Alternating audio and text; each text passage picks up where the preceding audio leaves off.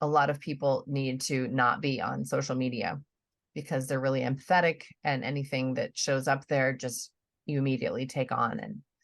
And and I'm a little bit like that. I mean, I'm a lot like that. So I have learned how to use social media. I get in, I look at my notifications, and then I get Hello, out. writers and crafters. I'm Valerie Isan, and this is episode 117 of the podcast, and it is June 7th, 2023, as I record this. Eric cannot be with us this week, so I am going to be putting up a presentation that I did for the Author Life community called Marketing Basics for Authors, and we'll get to that in a minute. I want to just put out a thank you to our existing patrons for believing in us and in the podcast. The podcast is sponsored by our patrons at patreon.com/Valerie Isan. And for as low as $1 a month, you can get a postcard from me, a shout out on the podcast. We can make announcements for you on the air.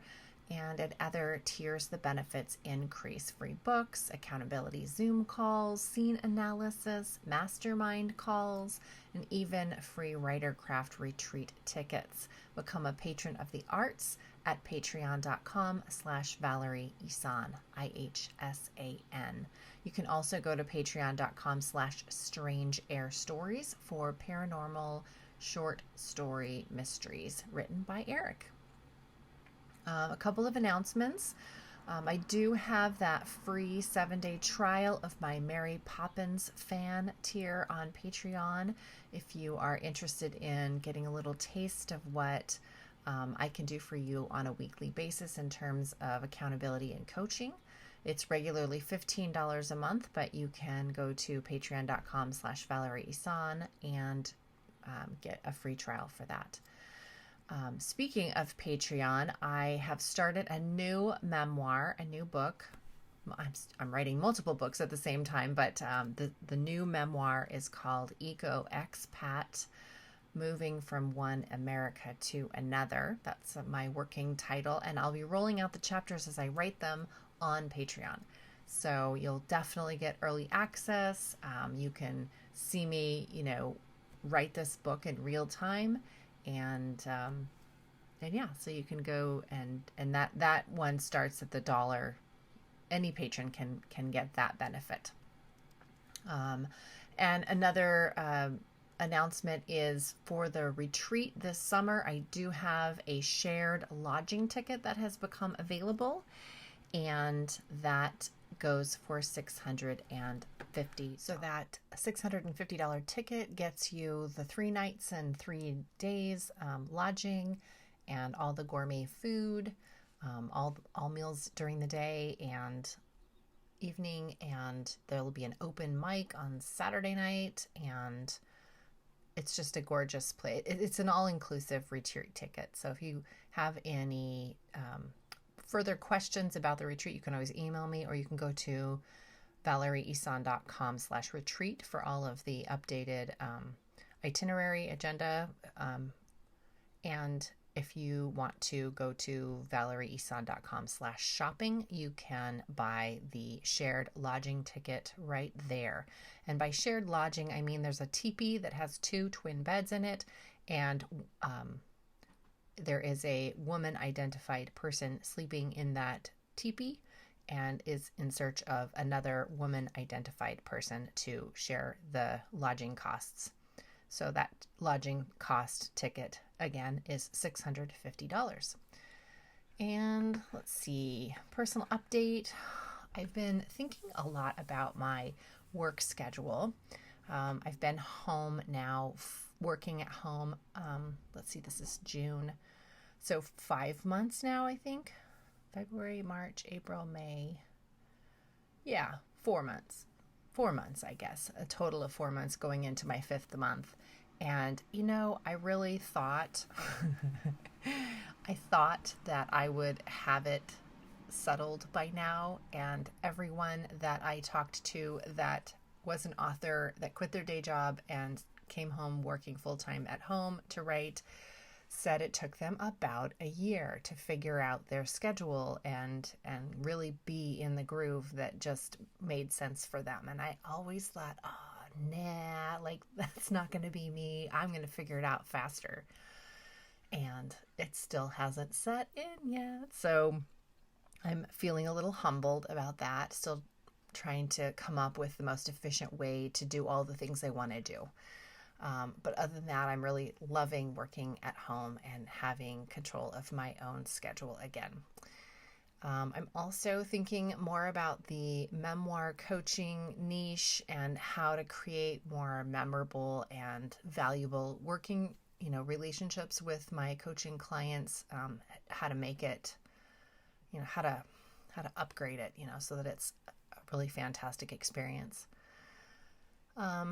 I had a couple of author dates scheduled in the last week. I think it's important to, especially coming off the end of the pandemic and everyone's working via Zoom, to start foraying into more in-person things as we feel comfortable. And one of those things was to meet one-on-one with, author friends that are local to me and just, talking shop.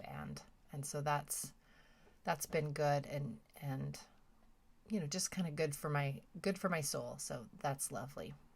On a personal side, this weekend is my husband's 50th birthday party. So we've been, getting ready for that. And we have out-of-state guests coming this week to stay with us for that. So a lot of my time has been, looking at that and getting ready and cleaning the house extra and finding places for everyone to sleep. It's been really fun and I'm looking forward to it. So that's been on my mind a lot lately. I also did my monthly reflection, which I'm going to record later today for my patrons. And I also set my goals for June. So that's good. And I started a new book. Writing it. I mean, I'm still co-writing that book, the writing how-to books. And one of my June goals is to finish writing my part of that, my part of the draft. And the other goal I had was to do a read through at least on my goal setting book for writers and seeing, if it needs any more zhuzh before I publish that. And I'm planning on that being a perma-free book as a first in series of books for writers in a finish and focus series. So that's coming soon. And my third goal was to write another expat essay for Patreon. So that goes to that announcement I made earlier, and also the announcement just now that I'm writing another book. So that's my third memoir, and it will be Eco Expat, moving from one America to another. And I wrote the first chapter and put that out into the world for my patrons, and because it's the first one and I wanted to just sort of put it out there to a little bit more people, I also sent it to my mailing list and put it on social media. So anybody can go and read the first chapter of that book, and patrons will get the subsequent ones. So if you've ever wanted to see what it looks like to write a book in real time, that would be fun. I'm reading a book, it's a memoir called London's #1 Dog Walking Agency by Kate MacDougall. So I just started it, I'm not too far in, maybe 3 chapters in, but yeah, it's a corporate worker that quit her job and started a dog walking agency. So I wanted to read about that because I love dogs and I love memoir. So sounds like a good match for me. As far as the presentation that I'm going to start right now, if you want the slide deck for it, you can email us, writercraftpodcast@gmail.com, and I can email it to you, or you can watch the video on our YouTube channel at Writercraft Podcast. So you can see it in its slide deck presentation form, or you can listen audio-wise and then get the slide deck mailed to you if you prefer. So that's it for the updates, and we will get into the presentation. Thanks so much. All right, so welcome to May's Town Hall. We have the wonderful Valerie here with us today, and she's going to be going over marketing basics. So I'm just gonna hand it on over to you, and yeah. All right. Well, I'm Valerie Son, in case you guys don't know. I'm one of the certified 3-story method editors here, and I write women's fiction and memoir. I dig memoir. So I love helping people write it and find the core message of it. And I do lots of presentations on memoir too. So, and I podcast at the Writer Craft podcast, in case anyone digs podcasts. All right, let me share my screen. What was that podcast again? Writer Craft podcast. My co-host is Eric Mertz. He and I both live in Oregon. He lives in Portland, and we met at a Willamette Writers Conference. So I've known him for over a decade, and I used to do the podcast solo, but as Jay and Zach have informed many people, after a while, you kind of run out of things to talk about. So I brought on a co-host a few years into me doing the podcast by myself. And so he makes it way more fun. We have conversations about creativity and craft every week. And so I want to talk about marketing. I am by far not like a guru or anything, but I do know the basics about, what you need to get started and what helps you along the way. And I like the idea of thinking about marketing like gardening, because I'm a real checklisty sort of person. I like being able to cross things off my list and be done with them. And marketing is just not one of those things. And so I had to wrap my head around it being not something I could check off, and that it was an ongoing thing. And that was kind of frustrating and not demoralizing, but just tiring thinking about it. So I had to reframe it with something else that was ongoing, that like gardening. There's always going to be, weeding and watering to do. And you can make your garden be anything you want it to be. These are pictures from my yard. So you can have your marketing campaigns be bright. You can have them be intricate. You can have them be, maybe you're real prolific and every week you're marketing something new and different. It can be kind of sprawling and long-term. It can be a little bit of this and a little bit of that. So you can make it be whatever you like and whatever resonates with you. So first thing you need to think about, obviously, is, I know we're all here to be successful authors. That's all what we want to do. But in order to figure out how to be successful, you need to figure out what success means to you. And probably you've heard that in the writing space a lot. I think it kind of comes in waves. Multiple people in the writing space seem to talk about it all at the same time, and then it sort of dies down and then it comes back up again. And so it is something that's iterative too. You'll decide what success means for you, and then you'll change it as you evolve as an author. But think of the garden.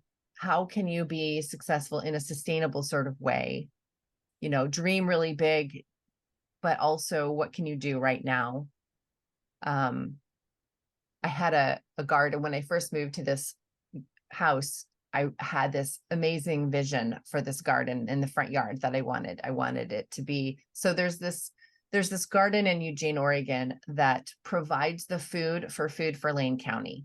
And that's the food boxes that they'll give out for people with low income. And I've volunteered at that garden before, and they have these great volunteer programs. So homeschooling groups will come in, and church groups will come in, and all these volunteers will come in. They've got this gorgeous outdoor kitchen, and they cook for the volunteers every day. And it's just this sprawling oasis, and it's beautiful. And I love being there. And so that's kind of in my head what I wanted my front yard to be like without the outdoor kitchen. But obviously I knew I couldn't like snap my fingers and have that be first year what it's going to look like. But that was sort of my end goal, and I thought, well, okay, this year I'm just going to do 3 garden raised beds and I'm going to plant veggies. And we planted probably like 15 different vegetables in this 3 garden bed. And it was obnoxiously hard. I should have started with like tomatoes and cucumbers, and that was it, or something. But so yeah, think about what's sustainable for you right now while you're getting your feet wet, and do your training, do your research, figure out what you can do realistically right now. Because it's a real drag when you think big and you jump off and you don't succeed as well as you want to. And then you think, oh, and it sets you back, as opposed to starting small and just sort of working up and being confident with your success along the way. So I think it was Joanna Penn, or I can't remember, but a long time ago, I kept thinking, well, I want to be a successful author. So, I've got to do these things. And I realized along the way, one day I was feeling kind of hard on myself. And I realized, you know what? I'm a successful author right now because I'm doing what successful author people do. So if you can just do the things will make you successful in the end result, then you're still a successful author now. That was my opinion. And maybe your definition of success is going to be a little different. And obviously I didn't have the successful author paycheck right then, but, design, I had to like design it so that I could be successful later. So some of those things that think your garden beds and your trellises and like the infrastructure of the successful author. So you've got your website, your email list, the free content that you provide, whatever that's going to be for you. There can be paid campaigns like ads. Usually those you want to have be short term though, unless you've just got this miraculous amount of money that just you can put into marketing every single month. But usually paid ads are kind of a shorter term thing. And then of course, the best thing that can do for your marketing is writing the next book. So more and more books. Write. Come on, slide. Clicking. There we go. Okay, so back to the gardening. Your garden and your marketing needs to meet your specific needs. So again, how much space do you have? How much time do you have? What's your climate like where you're at? Do you want to have a big garden? Do you want to have a little one? Do you want flowers and food, or just one or the other? We decided after the veggie debacle, we just growing flowers now because it was a lot easier. And it's still beautiful and we still get to play in the dirt. But yeah, so consider your structure, like in the physical sense, in terms of, we have these raised garden beds, but also your schedule. Like, when are you going to plant your seeds? Are you going to buy starts? Are you rotating your crops? And then we always forgot about the harvesting part. So we would go out and water and weed, but then we would forget the harvesting and processing. And so then we'd end up with zucchinis like this big, and you can't even eat them at that point. So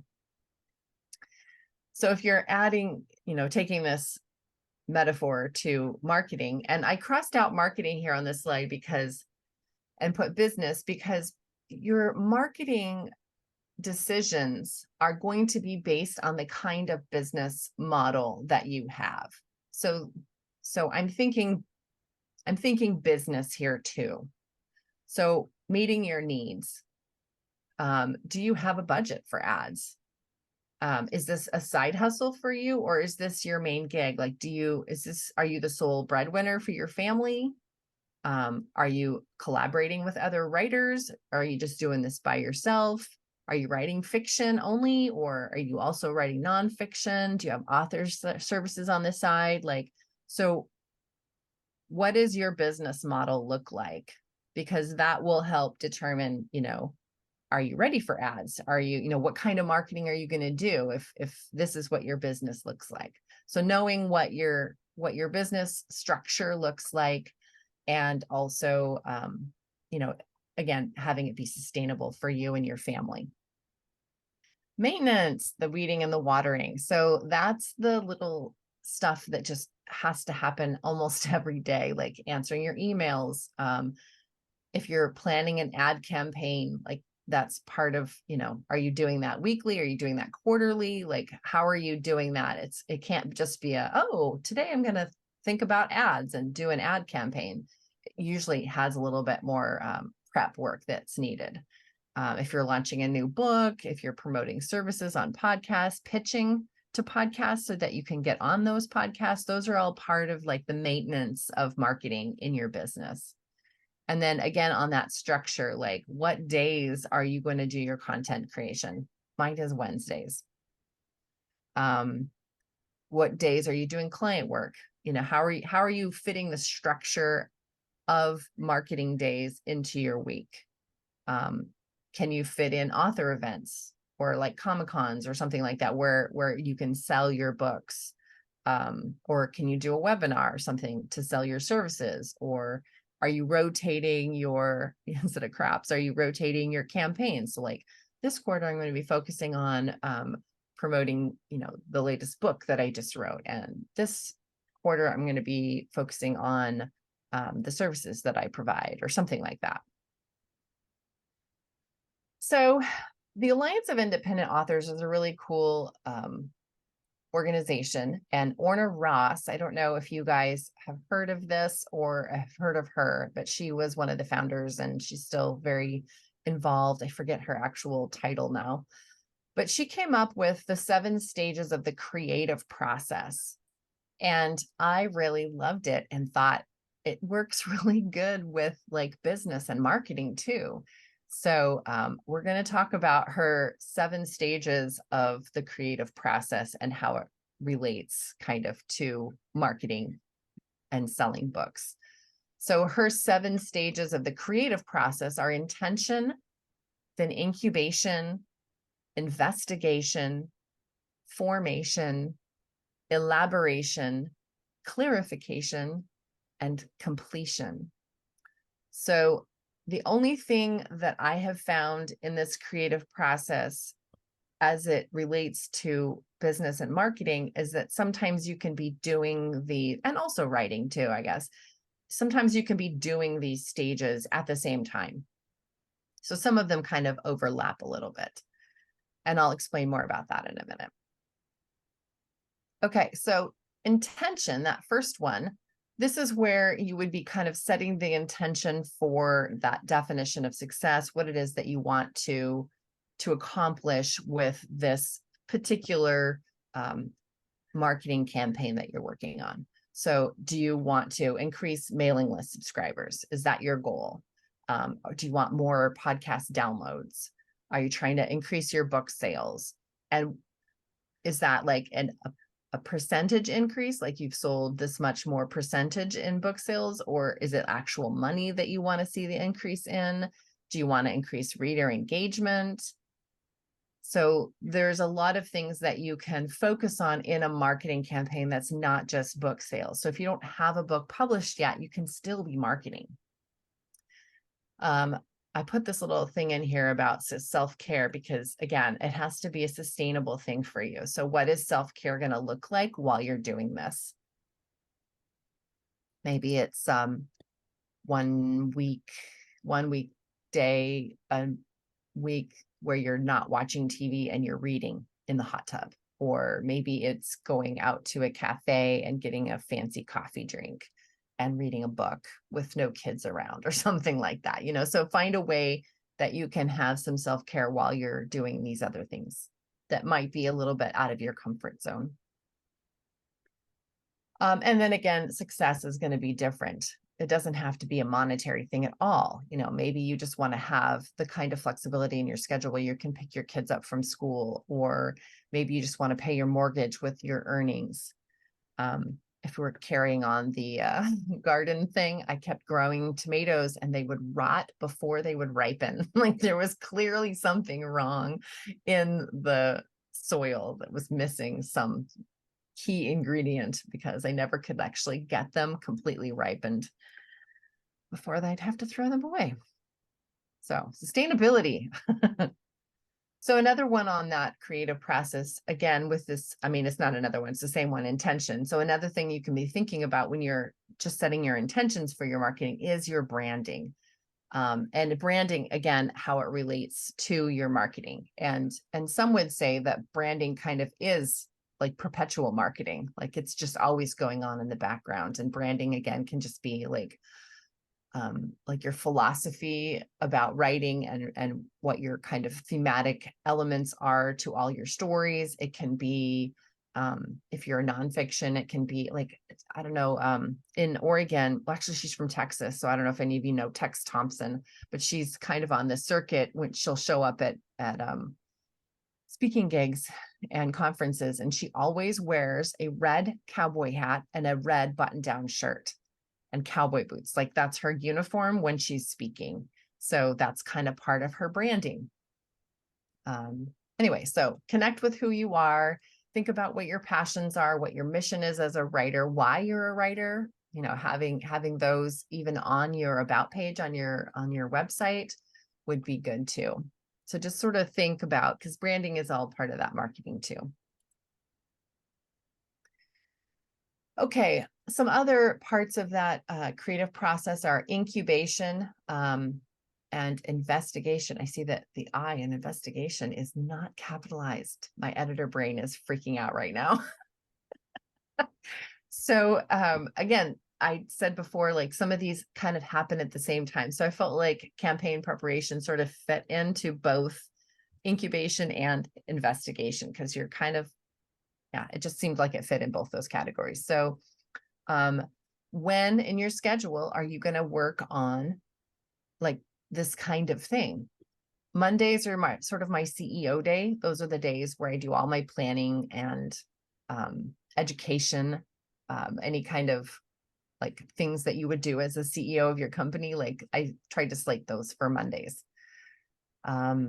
If you're going to outsource anything, you know, figuring out who that will be. Are you going to hire a VA? Are you going to hire one of those companies that just run ads for you? I think Written Word Media is one of them, and there's a bunch of others. And so again, that would be part of that investigation, just the research of figuring out who you would hire if you've decided that that's what you're doing.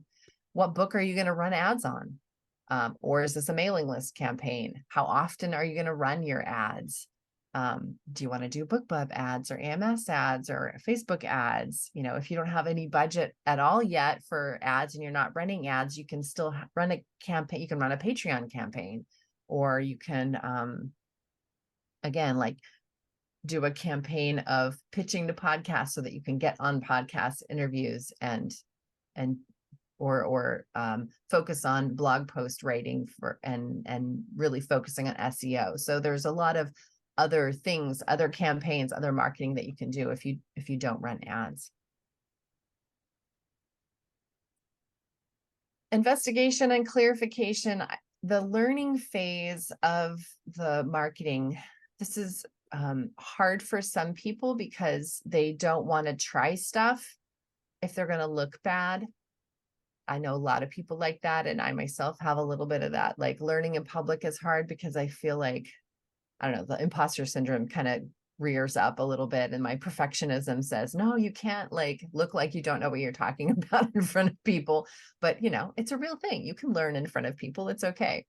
So part of this learning phase is going to be, again, that research. You know, if you want to, there's tons of podcasts out there. I'm kind of a podcast junkie, so I really like listening to Promote Yourself to CEO is a great business podcast. Of course, there's the Novel Marketing Podcast, Sell More Book Show. The Redefining Wealth podcast, again, has nothing to do with books or authors, but it's just about, you know, redefining wealth for yourself and abundance. And so there's a lot of different podcasts you can listen to. There's books on prosperity. Joanna Penn's book, How to Market a Book, is really good. Seth Godin's This is Marketing. These are all, you know, things that you could be researching and just getting ideas from. Of course, there's always conferences and organizations that you can join and be a part of, mastermind groups, coaching, accountability groups. Those are all great to get like feedback from other authors. And then, of course, there's small business administration classes, community colleges, anything that will help you learn about business or marketing, or selling books, if you want to keep it on the author side.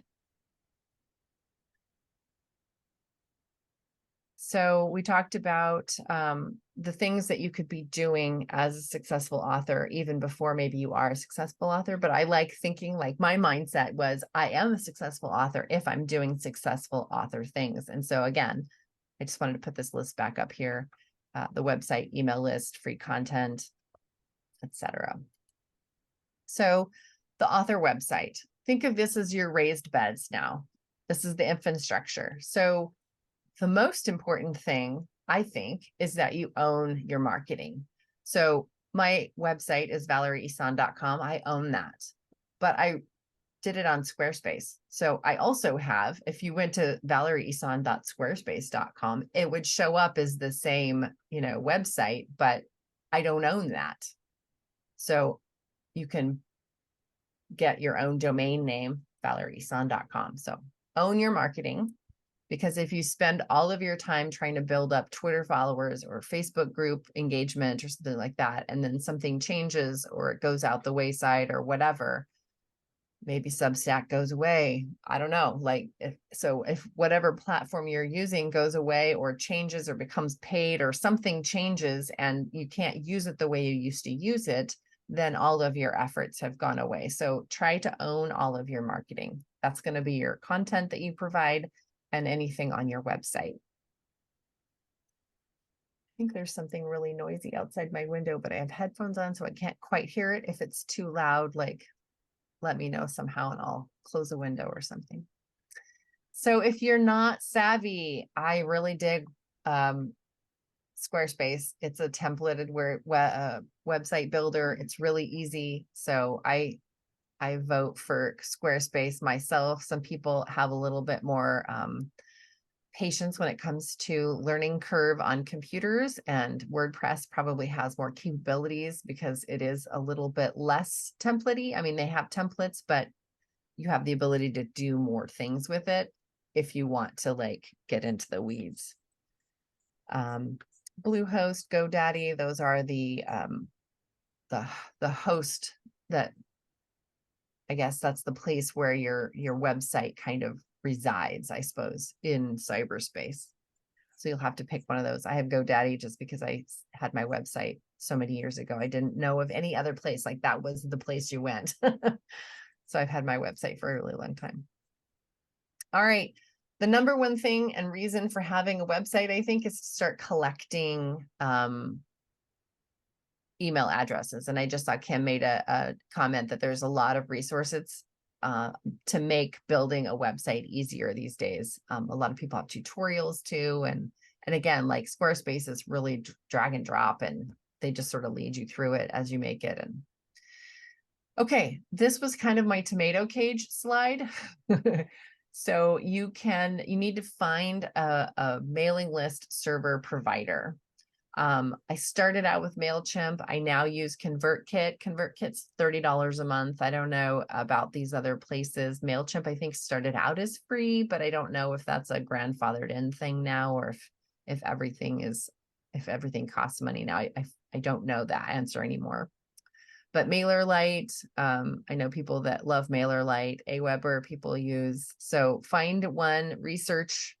That's why I put it under the investigation creative process slot, because this will be you're investigating which one of these will serve you best.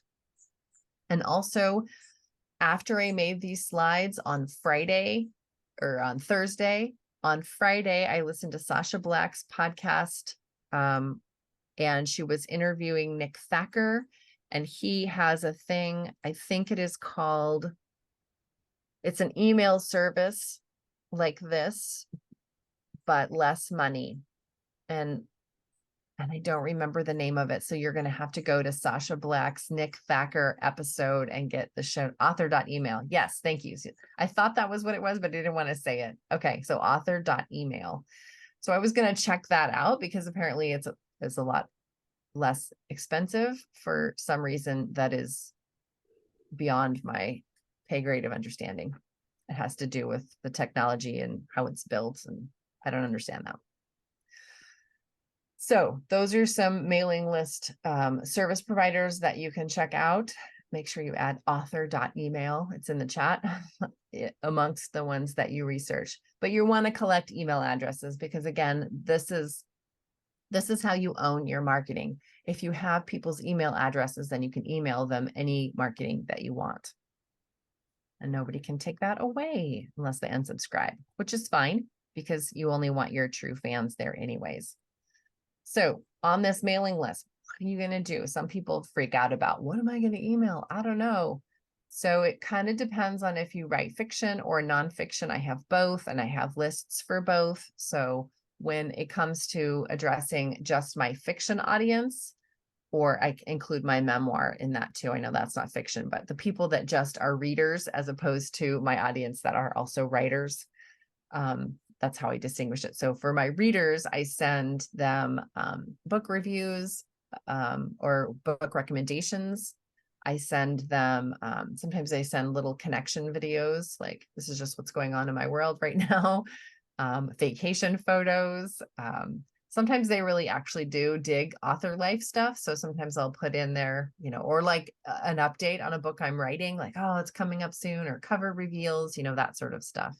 Yeah, Tammy Lebrecht, she's the newsletter ninja. She's got a lot of resources. She's got 2 books out, and they're both really good. You can also put coupons for your books sales. If you're writing to a nonfiction audience, you can put video tutorials out. I know Kim just started a new podcast. You want to do a little plug for that? I think it's called Shield Maidens or something like that. And that's to your fiction audience, right? Yeah, It's nonfiction stuff. Go ahead. Yeah, it's nonfiction stuff about the topic of what I'm writing about. So it's called Shield Maidens, Women of the Norse World. And I do it with a co-host who also writes fiction that takes place in the Viking world. And we both have women in our books, and we just wanted to get the voices of women who lived in the Viking Age out there, because a lot of the podcasts and things about Viking and Norse mythology often focus on the men. So that is a great example of how to take your passion and like the thematic elements of your fiction and provide free content to your readers that are already interested in that topic because they read your books. Okay, so also part of this email list is to create automation series. And you don't have to do this, but this might be like next level. My automation series is so old that I've deactivated them all, and I'm going to be rewriting them all because they just don't work anymore. They don't point to the right things anymore. But an automation series is when they sign up for your email list, they get that little, yay, you've subscribed. And so you can use that welcome email to redirect them to their free gift, or you can introduce, David Gogren just emailed, I think yesterday or today, send out an email. He sends his welcome email to a page on his website that's like blocked for everyone else. It's not visible to anyone but the people that get the link for it. So it just takes him to a page on his website that says, welcome to my author newsletter. And there's a video welcoming them, and then places to send them, like his YouTube channel and all that stuff. So you can have your welcome email send your new subscriber to wherever you want to go, wherever you want them to go. And that free gift, if you're a nonfiction writer, mine's the story rubric. For my nonfiction side. For my fiction side, I have 2 essays, personal essays, because that falls under the memoir category. and I just released a memoir. So I wanted something that was like what I was releasing. But you can have a novella or like a white paper, top 10 tips for pain-free living or something like that. You can do coupons or discounts for services that you provide, something like that. So it's just a free gift as an incentive to get their email list, or to get their email on your list. And then the automation series will automatically trigger. You set up where the triggers are. You can have them trigger the next day or 2 weeks later or whatever. And so I had one triggered for like a week or two later, just sort of a follow-up. Hey, did you get the book that I, sent you the download code for? Do you need any help with that? By the way, here are the other things that I do. Maybe tell them a story about yourself, just sort of introduce yourself. And then Thomas Umstead Jr., he's the one that does the novel marketing podcast. His episode 255 has a whole thing on how to create this like email. He calls it an onboarding drip campaign. And I think there's like 7 emails in his onboarding. So again, this is formation, but also maybe some investigation too, as part of the creative process. And part of this marketing process is finding out what other authors do, what resonates with you. Does it fit with your business model? Does it fit with your definition of success? And finding what works for you. More formation stuff, social media. I wrote this slide a while ago, back when Facebook groups were not new, but they were deciding, or they were discovering the benefits of using a Facebook group as opposed to a Facebook page. You have to have a business page in order to run Facebook ads, but you can have a Facebook group. And the benefit of having people funnel into a Facebook group is that anytime you post something, they will get a notification, as opposed to the page. Your organic reach is really small. And now people have the capability of turning off those notifications or limiting those notifications, but it defaults to getting a notification when you post something in your Facebook group. So just some FYI stuff.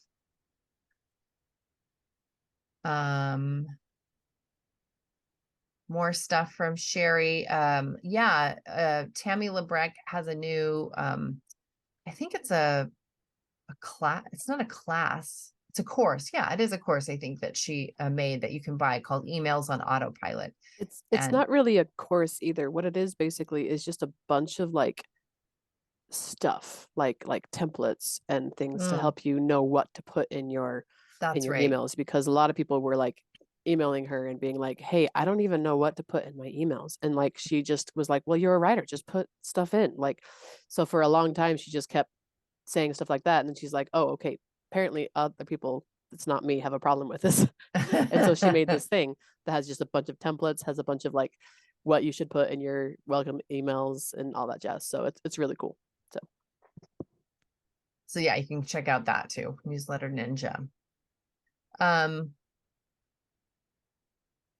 Whoops, I'm going ahead too far. I just want to go back and remind folks that, because email or social media gets fraught with emotion sometimes, and a lot of people need to not be on social media because they're really empathetic, and anything that shows up there just you immediately take on. And I'm a little bit like that. I mean, I'm a lot like that. So I have learned how to use social media. I get in, I look at my notifications, and then I get out. Sometimes I'm in a mindset space where I can scroll and look at the feed, and sometimes I'm not. So I can get in and post and leave. I can get in, look at my notifications, see if anyone's messaged me, and get out. And then it's not as painful to be there. But yeah, in terms of social media, I like being everywhere. So I have a presence in all of the places. I have a LinkedIn page, a Twitter, I have them all, but I only hang out on Instagram and Facebook a little bit. So I direct all of those satellite places to Instagram because that's where I hang out mostly. So pick one or two, hang out there if you want to. It's really, I don't think super necessary anymore. I think that your marketing has to fit you and your personality. And I think that social media is handy. It's convenient to have a presence there. But again, you can just have it be like a satellite place. If you want people just to go to your website, just be like, hey, here's my Twitter page, but I really hang out here. Go here if you want to know any more about me, or I don't answer messages from this place. Go here instead, or DM me here, or whatever. Okay. More formation. So asset building. This is kind of your content, the free content that you want to provide for your audience. You can do Facebook Lives. You can do YouTube tutorials. You can have a blog. Sometimes blogging falls out of favor. I haven't done a blog for a really long time, but I just put out a new blog post last week. So I think I'm going to start blogging again for my nonfiction audience. So asset building, of course, can be your books, which wouldn't necessarily be your free content, but an asset is also your website too. That is an asset. It helps build traffic. It helps with sales. It helps get people to know you and like you and trust you. So make sure you've got a rockin' awesome website. These assets are going to provide value for your clients or fans. It will help connect them to you. You can communicate with them then at that moment, at that time, and anything that you put out, of course, show your friendly and useful side, and your audience will reciprocate, and they'll be grateful that those things are there. So elaboration, this part of the marketing creative process, kind of, I said pricing campaigns, but it doesn't have to be I guess what I mean by that is like if you're putting your book for sale. So if you upload your books to Kobo directly, there is a promotions tab. And if you go in there at any time, they're always running promotions. So you can go and see if any of your books like fall under the category of any of these promotions, and they're really inexpensive. They're like free, but your book is discounted. And so your royalty would be the same, but like it ends up kind of being free on your end, or it'll be like a $5 promotion or a $15 or something. It's very affordable.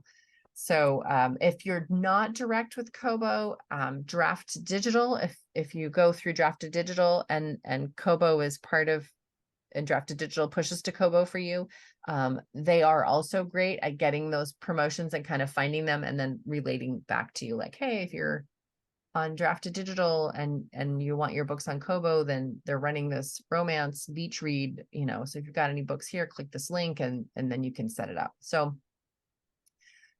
this is what the campaign that I'm talking about, the pricing campaign. So you do it for gaining more clients or readers in this case, keeping the current ones happy. If you have a mailing list of fans already and you say, hey, my book is on sale on Kobo right now. So if you go to Kobo, here's your link for the sale price.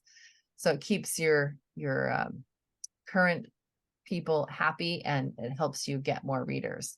It just keeps your name on their radar too. It's just something else you can put in your mailing list emails.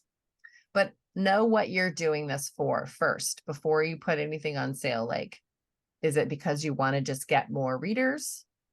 Is it because you want to increase sales? Figure out what you want it to do. And then at the end of the campaign, did it work? So you have to have that reflection piece in there too.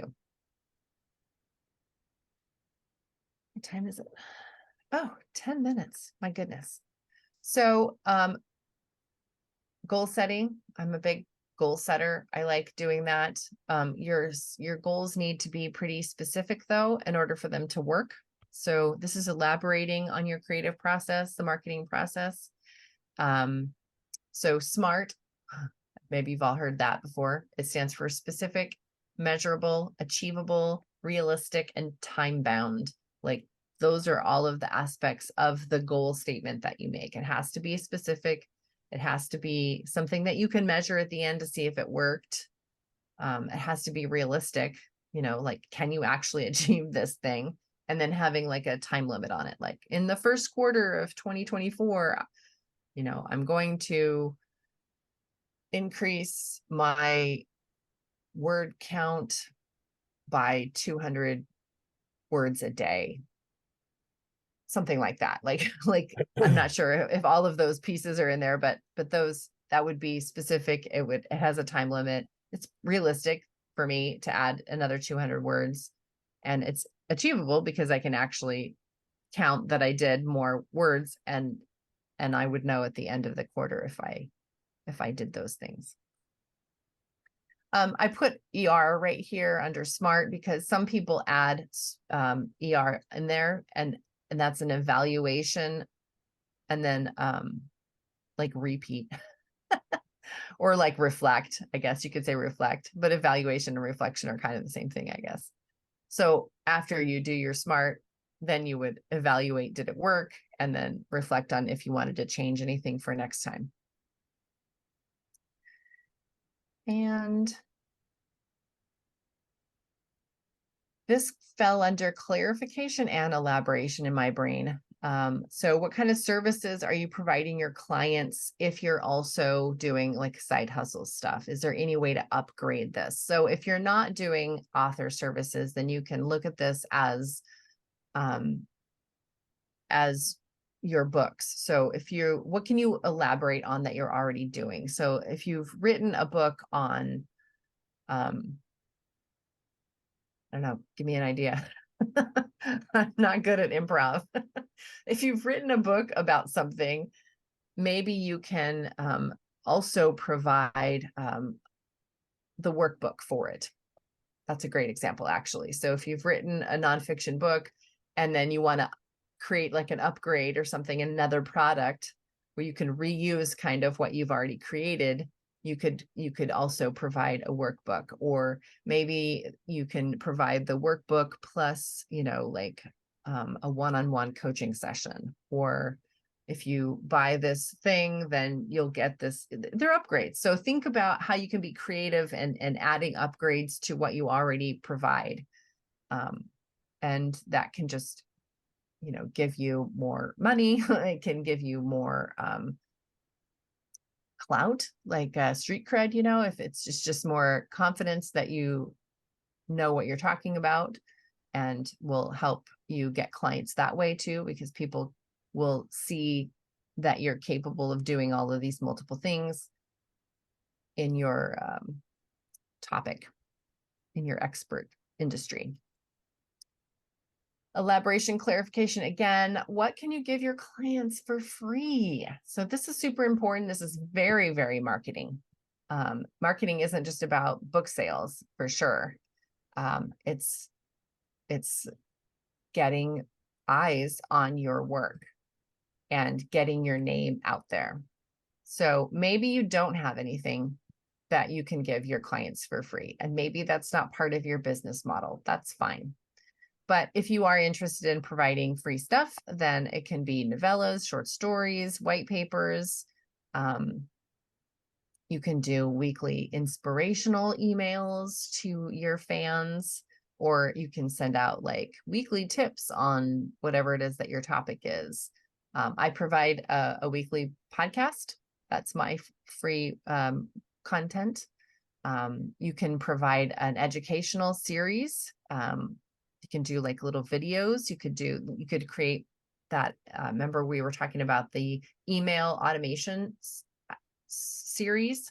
I once signed up for an automated email class or course or whatever, and there were like 52 emails in this automation series, and every week it would just automatically give the author automatically sent out a new like tip or part of it was a class. It was a course that he provided for free. So every week I would get a new email about something else in that topic.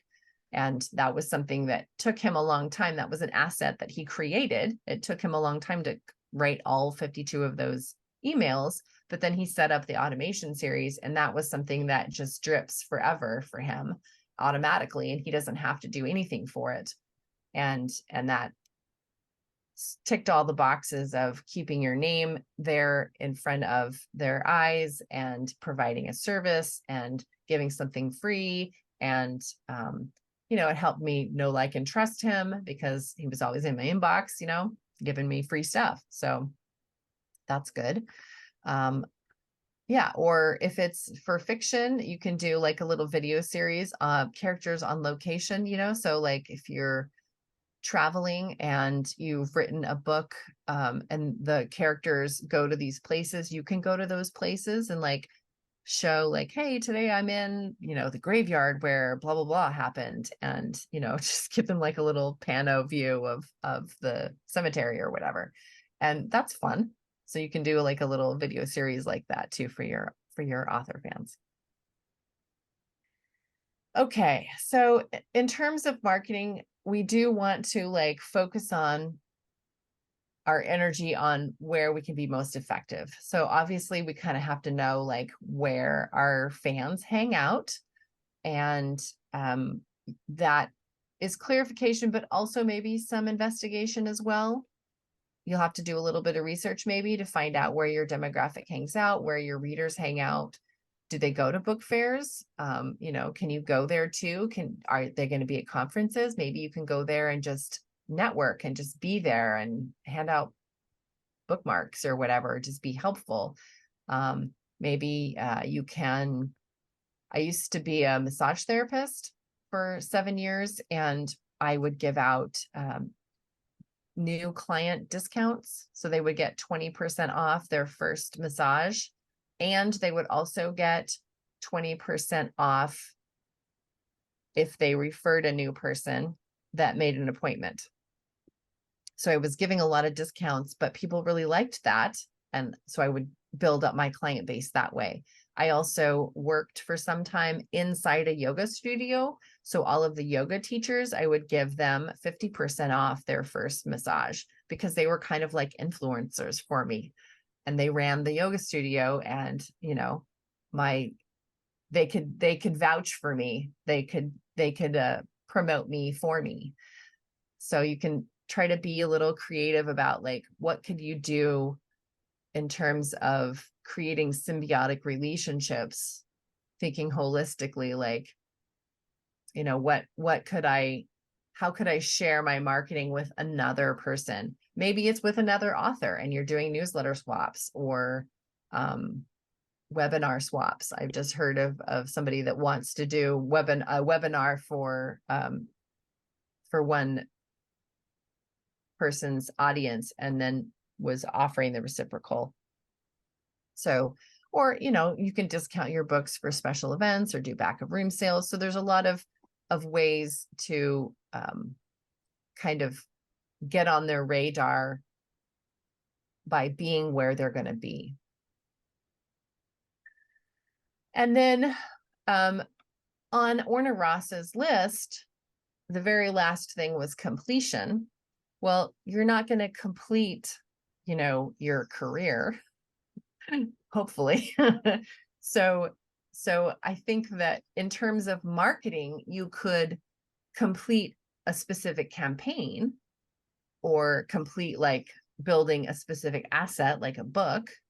But in terms of career, you're not going to ever complete that. You're just going to continue clarifying it and letting it evolve and pivoting. And, we've got the Chat GPT stuff and AI stuff now. So there's going to be a lot of pivoting and reclarifying and relearning and, going through this process again for our careers so that we can keep doing what we love.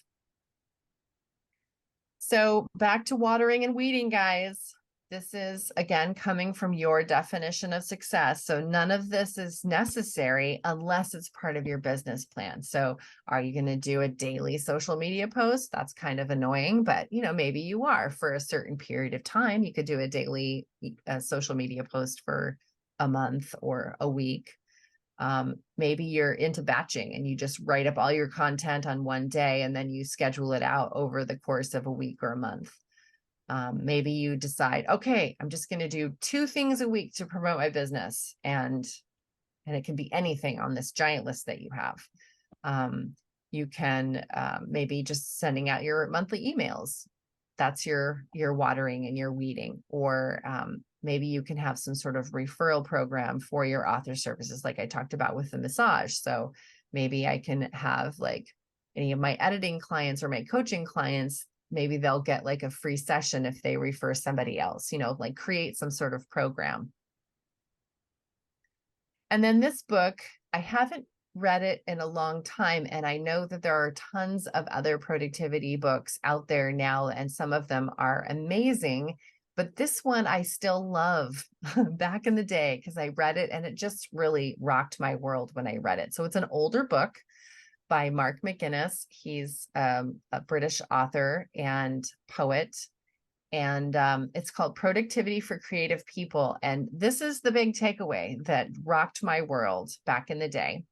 So there's these 4 things that we do in our businesses. We build assets. We've been talking a lot about that. We work on our ongoing business tasks. That's like the watering and the weeding and the checking the emails and all of the stuff. Accounting, all of the yucky ongoing stuff that we have to deal with. There's catching up on backlog. This was the mind-blowing thing. If I don't get everything done on my list today, it goes on tomorrow's list, making tomorrow's list even longer. So it felt like I perpetually was not getting my ongoing business stuff done. But that wasn't true. I was getting my ongoing stuff done, but I wasn't getting the backlog done. I was creating backlog for myself for various reasons. Maybe I'm sick, maybe my kids were sick, maybe something took longer than I thought it would, something. But backlog does exist, and I can't just pretend it's part of my to-do list. So building assets, ongoing business tasks, backlog, and then getting ready for special events. So maybe you're speaking at a conference, or maybe you're going to host a writing retreat, or, something like that. So there's a special event that you need to prepare for whatever you're doing for it. So in this book, he says, in order to be sustainable, you do your ongoing work that has to happen or your business falls apart. So you do your ongoing work plus one other thing. And that was really hard pill to swallow, but it was mind-blowing to me because I constantly tried to do too much. I thought I could do too much, just created a whole bunch of failure mindset because I wasn't getting what I thought I could get accomplished because I was trying, it was unhuman. Like if there was no way I could get it all done. So ongoing work plus one other thing. So if you're building up for a retreat, I'm having a retreat in August. So once summer hits, like next month, I'm probably not going to be doing a lot of asset building because I'm going to be getting ready for this retreat. Or if I've got a lot of backlog because I just came back from vacation, I'm not going to be trying to build assets then. I'm going to be doing ongoing and my backlog until that's done. So you can only do one other project at a time, plus your outgoing or your ongoing thing. So if that's useful to you, that changed my world.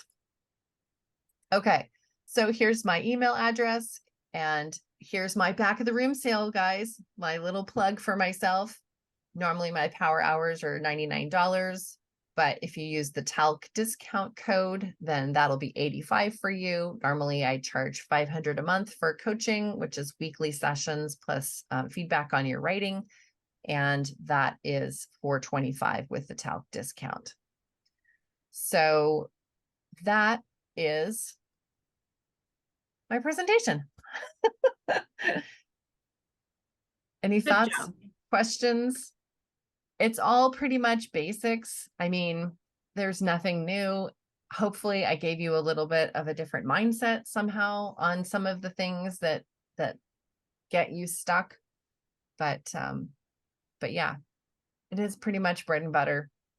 I don't have any magic bullet. I try to take kind of a long haul approach, and I try to make it sustainable and fun, for myself. Like, that's why I'm on Instagram, because none of the others are fun for me.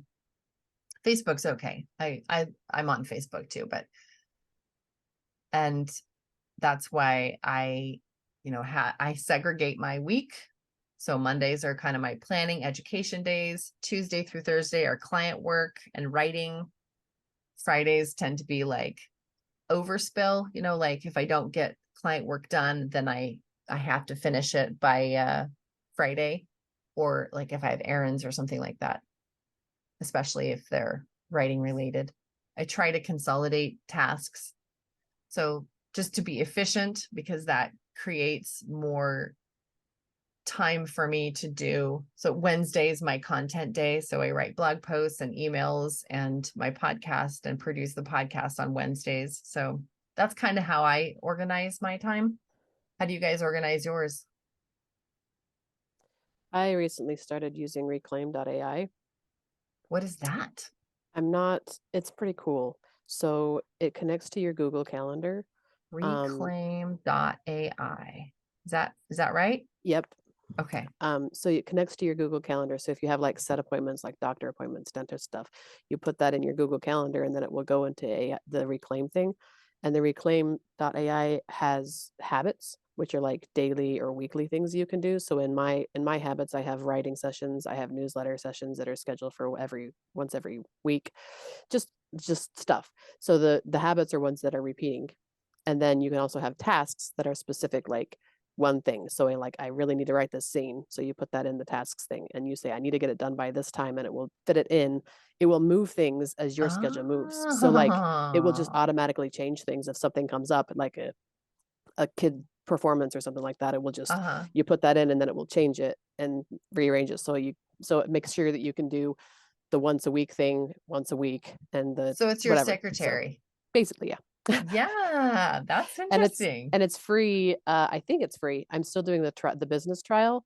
The business one is not free. I think it's $10 a month. But I think there's just a free one where it doesn't have the business things that I don't think I'll need anyway, because it's like putting like people being able to schedule one-on-one things with you, and I'm like, I don't need that. So, but it does have business aspect too. So I have a question for you, Valerie. Yes.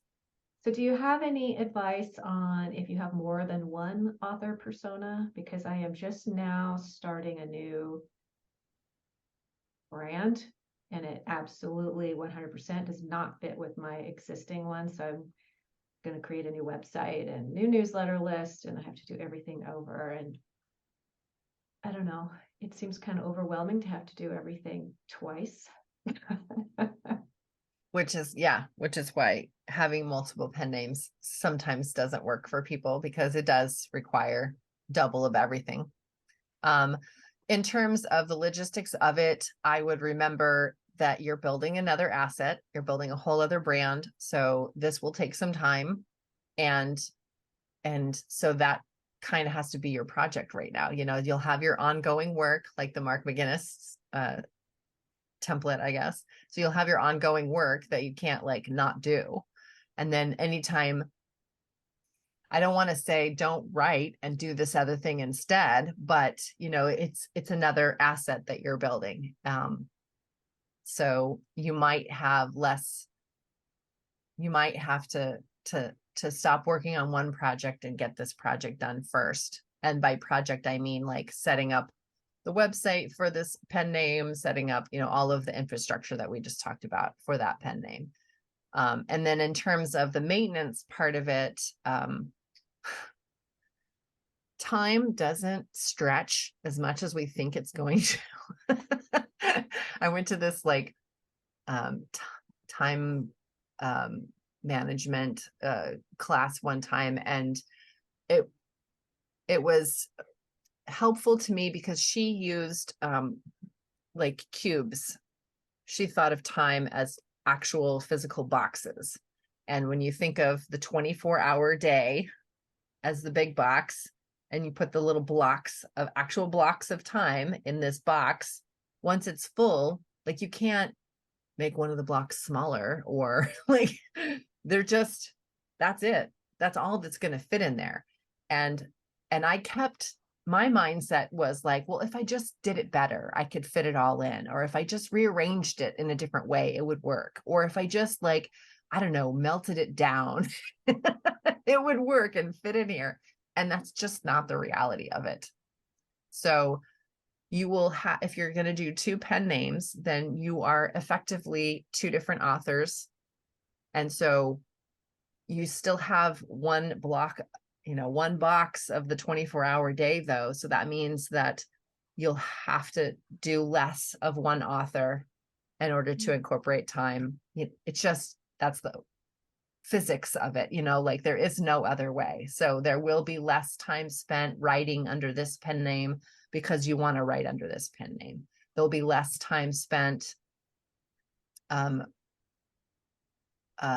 any of your ongoing stuff will just have to be curtailed a little bit until you decide, like reprioritize what, maybe just as an example, I don't know what your pen name stuff is, but as an example, like if you have a nonfiction side and a fiction side, and you know that this one makes you more money, well, maybe you spend more time on this one for now anyway, until you feel comfortable with where you're at and everything kind of becomes rote, and then you can tweak it a little bit and push yourself out of your comfort zone and maybe make it more half and half if that's what you want it to be, or reverse, maybe you want to do all less of this and grow this. I don't know.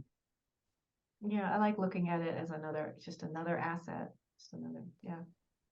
This is exactly the reason why, even though I'm not writing in one genre, I refuse to have multiple pen names because I will not be able to handle it. I wasn't going to, and this book in this other genre, this other place was supposed to just be a standalone passion project, and now I'm like into another book, and I have another one. I have a whole series planned, and I didn't want, and I tried to, like, in my mind, shove it into my current brand, and there's just absolutely no way. So I'm like, I just have to.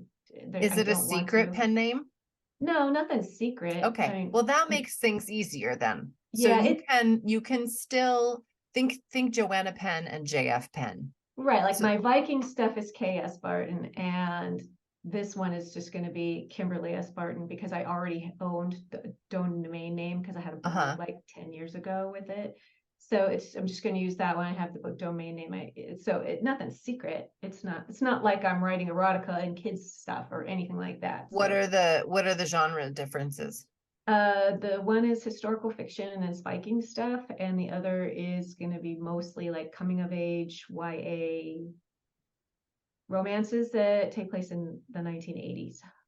So other than the themes, there's no overlap. I'm just trying to think of ways that you can consolidate. Yeah, I've been like churning it, and other than, families are important, the relationships between siblings, and just all that kind of stuff. It's those themes that I like: found families, friendship. Those are all really important. But writing for YA audience is totally different. So you wouldn't even want to necessarily link your websites together necessarily, because it would be a totally different audience. Yeah. So yeah, I'll just think of it. I like that. I'll just think of this is a new asset, a new job. I think of the podcast as a job. Like, this is my little part-time job that I spend this many hours with a week, and this will just be another little part-time job. Yeah. All right. Well, I hope that was helpful. All right. Any other questions? I'm going to go make breakfast then. Thank you so much, either, Valerie. except That was coffee. great. Good. Thank you. Yes, thank Talk you. to you all later. Bye-bye. Thank you.